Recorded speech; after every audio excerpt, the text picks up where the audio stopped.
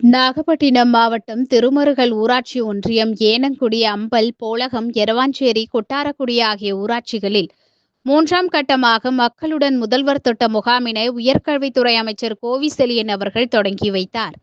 இந்நிகழ்வில் மாவட்ட ஆட்சித்தலைவர் ஆகாஷ், தமிழ்நாடு மீன் வளர்ச்சி கழக தலைவர் கௌதமன், நாகப்பட்டின சட்டமன்ற உறுப்பினர் முகமது ஷானவாஸ், மாவட்ட காவல் கண்காணிப்பாளர் அருண் கபிலன், மாவட்ட வருவாய் அலுவலர் செல்வி பேபி, நாகப்பட்டின நகர்மன்ற தலைவர் மாரிமுத்து, அனைத்து துறை அரசு அலுவலர்கள் மற்றும் பொதுமக்கள் கலந்து கொண்டனர்.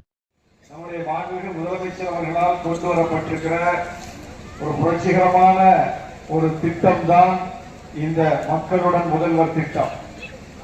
வழக்கமாக அரசு அலுவலகங்களை நோக்கியும் மக்கள் பிரதிநிதிகளை தேடியும் மக்கள் சென்று மனுக்களை கொடுத்துவிட்டு அது நிறைவேற்றப்படுகிறதா இல்லையா என்று தெரிந்து கொள்வதற்காக ஒன்றுக்கு பல முறை அழைத்து கொண்டிருந்தார்கள். ஆனால் அந்த நிலையை அடியோடு மாற்றி மக்கள் பிரதிநிதிகளும் மக்களை போய் பார்க்க வேண்டும், அரசு அலுவலர்களும் மக்களை போய் பார்க்க வேண்டும் என்கிற ஒரு நிலையை உருவாக்கியதோடு மாண்புமிகு அமைச்சர் பெருமக்களே அதை நேரில் சென்று பங்கேற்று ஆய்வு செய்து அதை உள்ள குறைநிறைகளை நிவர்த்தி செய்ய வேண்டும் என்ற அடிப்படையில் தான் இன்றைக்கு நம்முடைய உயர்கல்வித்துறை அமைச்சர் அவர்கள் நம்முடைய திருமருகல் ஊராட்சி உலகம் ஊராட்சியில் வந்து இந்த நிகழ்ச்சியை நடத்தி கொண்டிருக்கிறோம். இன்னும் 2 நிகழ்ச்சிகள் நடைபெற இருக்கின்றன. காரணம் என்ன? நீங்க எல்லாம் உங்களுக்கு நல்லா தெரியும். நீங்க திங்கட்கிழமை ஆயிட்டா மனு கொடுக்க கிளம்பிடுவீங்க. எங்க போவோம்? மாவட்ட ஆட்சியர் அலுவலகத்துக்கு போவோம். பஸ்ல கூட்டமா இருக்கும். இல்ல எங்க போறீங்க? நீங்க ஜிடிபி மனு கொடுக்க போறோம்னு சொல்லுவீங்க. ஆனா நம்முடைய முதலமைச்சர் அந்த மனு கொடுக்க போகின்ற சூழ்நிலையில் ஏற்படுகிற கஷ்டங்களை உணர்ந்தார். ஒரு திருமருகல்ல கொங்கராயிலிருந்து நாகப்பட்டினம் போகணும், வேதாந்தியிலிருந்து நாகப்பட்டினம் போகணும். எத்தனை கிலோமீட்டர் அவங்க பஸ்ல பிரயாணிக்கணும்? அடித்தட்டு மக்கள் அதாவது வண்டியை பிடிச்சி போகணும்.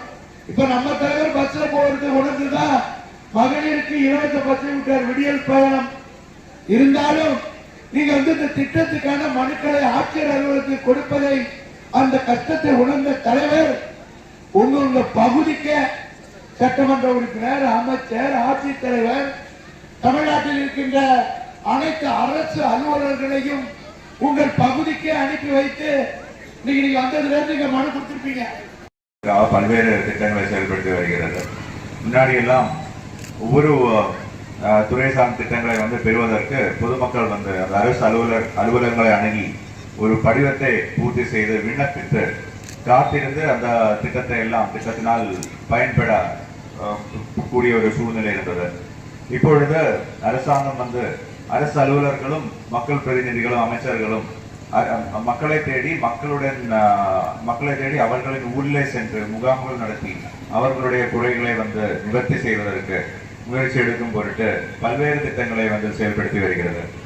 இப்பொழுது மக்களுடன் முதல்வர் 1ஆம் கட்டம் ஒரு 1.5 வருடம் முன்னாடி நகர்ப்புறங்களில் மாநகராட்சி பகுதிகளிலும் நகராட்சி பகுதிகளிலும் பேரூராட்சி பகுதிகளிலும் சிறந்த முறையில் நடைபெற்றுள்ளது. அதனுடைய வெற்றியும் வரவேற்பையும் பார்த்த ஊரக பகுதியை சார்ந்த மக்களுக்கும் இதே பிரயோஜனம், இதே சேவைகளை அளிக்க வேண்டும் என்ற ஒரு நோக்கத்துடன் போன்ற 2024ஆம் ஆண்டு ஆகஸ்ட் செப்டம்பர் 2 மாதங்களில் நம்ம நாகை அனைத்து தமிழகம் முழுவதும் நம்ம நாகை மாவட்டத்தை பார்த்தோம்னா 193 ஊராட்சிகளை 5 ஊராட்சிகளை சேர்த்து ஒரு முகாமாய் நடத்தி ஒரு 40 முகாம்கள் வழி அனைத்து மக்களுடைய மனுக்களை பெற்றுள்ளது.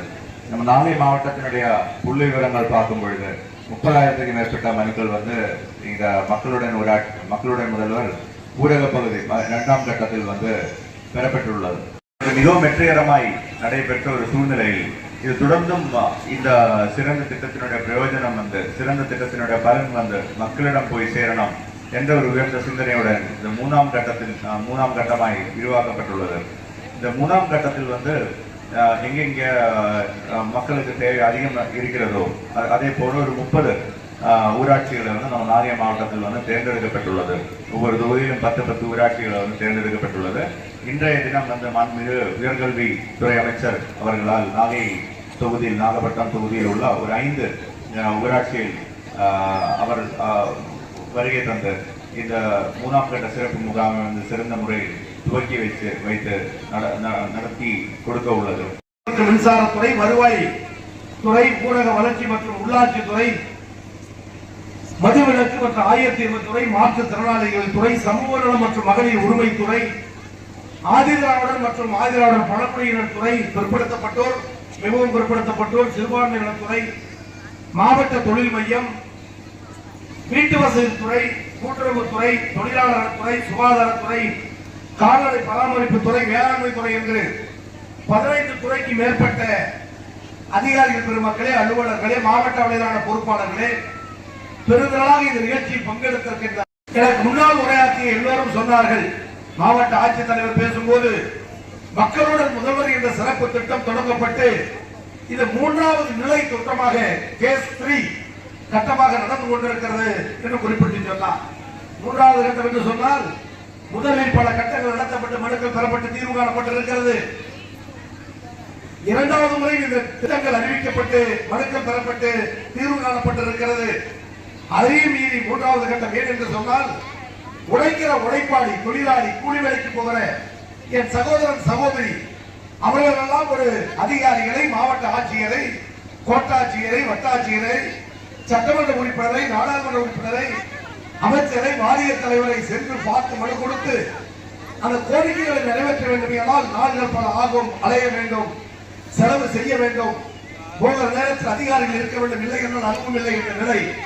இதையெல்லாம் எண்ணிதான் தமிழ்நாடு முதலமைச்சர் அற்புத திட்டம் பேஸ் 3 3வது கட்டமாக மக்களுடன் முதல்வர் என்ற திட்டத்தை தாழ்த்தப்பட்ட மக்கள் எங்கு அதிகமாக குடியிருக்கிறார்களோ அந்த பகுதிகளில் இந்த முகாம்களை நடத்த வேண்டும் என்று உத்தரவு போட்ட ஒரே முதலமைச்சர் தாழ்த்தப்பட்ட மக்களின் பாதுகாவலர் தலைவர் மு.க. ஸ்டாலின் அவர்கள். மேடைக்கு வந்தவுடன் வாரிய தலைவர் அவர்கள் அருமை அண்ணன் ஒன்றிய கழக செயலாளர் அழைத்து கூட்டத்தை இன்னும் அதிகரித்திருக்க வேண்டும் என்று சொன்னார். நாங்கள் சொல்லி இருக்கிறோம், மனுக்கள் பரிசீலனையில் இருக்கிறது, இன்னும் வருவார்கள் என்ற நம்பிக்கையை தந்திருக்கிறார். எனவே வந்திருக்கிற நீங்கள் நம்முடைய உற்றார் உறவினர்களுக்கு, சொந்த பந்தங்களுக்கு, ஊர் பொதுமக்களுக்கு, அக்கப்பக்கத்தில் வீட்டில் இருக்கிற சகோதரிகளுக்கு சொல்லி மக்களுடன் முதல்வர் நிகழ்ச்சி நடக்கிறது, மனுக்களை கொடுங்கள், தீர்வு காணலாம் என்ற நம்பிக்கையோடு அவர்களை வரவழைக்க வேண்டிய பொறுப்பு வந்திருக்கிற பொதுமக்களுக்கு உண்டு என்பதையும் இந்த நேரத்தில் நான் அன்போடு தெரிவிக்க கடமைப்பட்டிருக்கிறேன். கடனுதவியாக இருந்தாலும் தாக்கோ கடனாக இருந்தாலும் அவைகளையெல்லாம் முறையாக பெறுவதற்குரிய மனுக்களை பெறுவதற்கு தகுதியுள்ள இடம் இந்த ஆய்வு மையம் முகாம் மட்டும்தான். 15 துறையை சார்ந்தவர்கள் வந்திருக்கிறார்கள், 150க்கு மேற்பட்ட அதிகாரிகள் வந்திருக்கிறார்கள்.